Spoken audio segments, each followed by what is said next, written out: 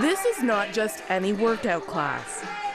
And this definitely isn't just any workout. There is one necessary component to this weekly sweat fest that brings all these women together: babies. And they were everywhere. Welcome to Fit Mom, a prenatal and postnatal fitness class designed for moms and their babies. It looked like fun, so I decided to bring my baby along and give it a try. Started 9 years ago by mom of 3, Andrea Page, Fit Mom has become a national success as moms come weekly to shed the extra baby weight and connect with other moms. Our philosophy is motherhood inspires greatness, and that philosophy is filtered into everything that we do. And that definitely includes exercise. While Fit Mom has classes for mother and child, they also have classes for expectant moms as well. On this particular day, Ethan and I were in for a serious workout. Well, at least I was in for a serious workout. While some moms carry their child in carriers on their back as they burn the calories, others let their kids roam around, socializing with others their size, all part of the Fit Mom class. By wearing your baby, it's extra resistance. We know that progressive resistance, so as the baby gets heavier, it will help increase lean muscle mass for fat burning, which will help increase your metabolism, which is fabulous. But then your baby's there with you as well. Unfortunately, my baby wasn't having any of it. So while Ethan went off to socialize with the other babies in the room, I tried to continue this grueling workout. And while there are many myths concerning working out while pregnant, Dr. McDonagh here at St. Joseph's Hospital in Hamilton, Ontario, says fitness should always be encouraged. When folks come to my office at the first antenatal visit, and we talk about what sort of physical activity they normally undertake, they often are feeling like they shouldn't do much for fear of, causing miscarriage, which is an unfortunate sort of fallacy. They should stay active if they're already active.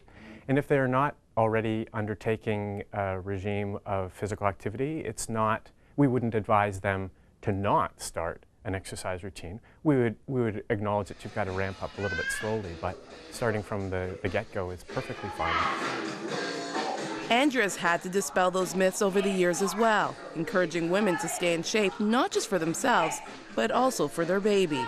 Truth of the matter is it's not rocket science. A healthy body will reap a healthy baby, and increased delivery of oxygen and nutrients through your placenta in an exercising mother is just one of the endless benefits. And in very, very rare cases, will exercise be inappropriate for an expecting mom.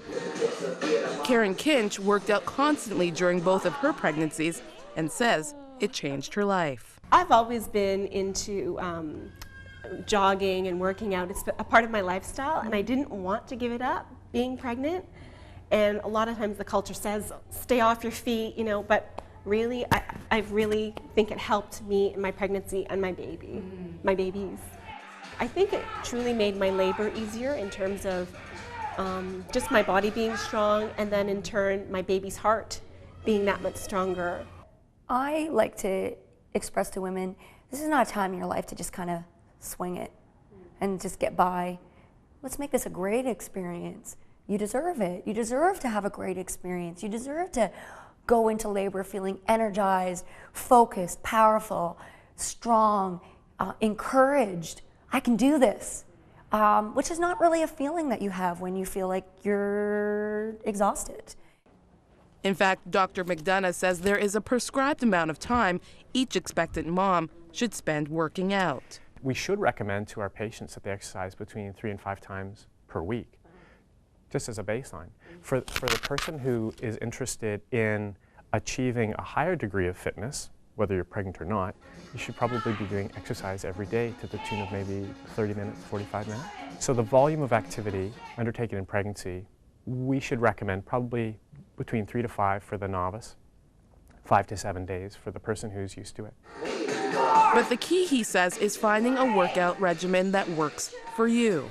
I'd say, first of all, you've got to figure out what you like to do, because it's been said lots of times, if you don't like the workout that you're doing, you're not going to stick with it. We really want this not to be a pregnancy-specific kind of attitude, but a lifestyle change. So pick an exercise that you think is right for you.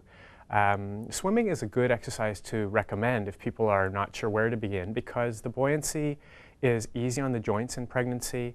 It's low impact and it's very aerobic and works the whole body.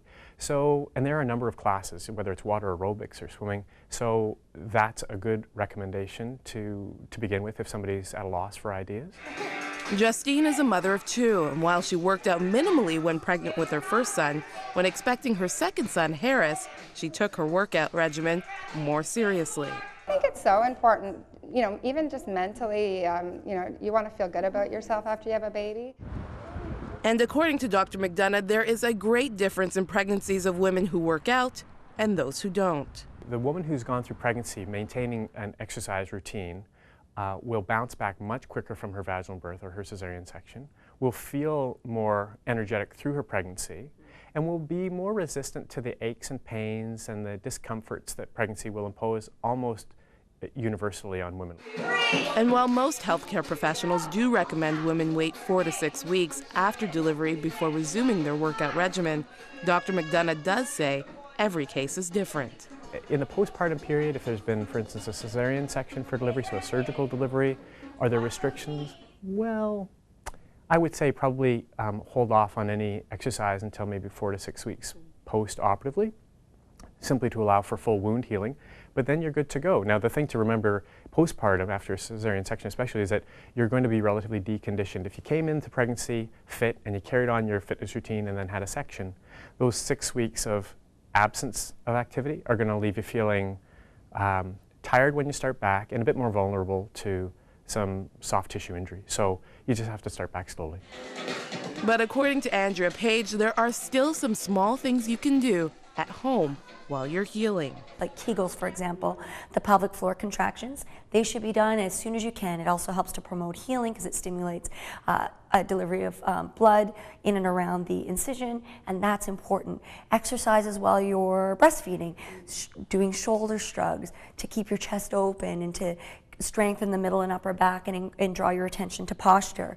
Tummy tightening, where you're just holding in your tummy and tightening. Before you begin regular abdominals, though, women should be checked for what we call diastasis recti, which is abdominal separation. Your caregiver can sometimes do it, and some prenatal and postnatal specialists can do it. You should check in with them to confirm if they're trained to do that before you attend their first class, before you resume regular abdominals like crunches, because without checking for abdominal separation and resuming crunches, you can actually do more damage than good. Ultimately, though, before starting any regimen, Dr. McDonagh and Andrea Page both say consult your physician and know that staying fit while pregnant is possible. Pregnancy is one of those things that's very variable. There's no one size fits all, but I will say in healthy pregnancy, first of all, it's never too late to start. And once you've had your baby, with a little cooperation, you can continue. 2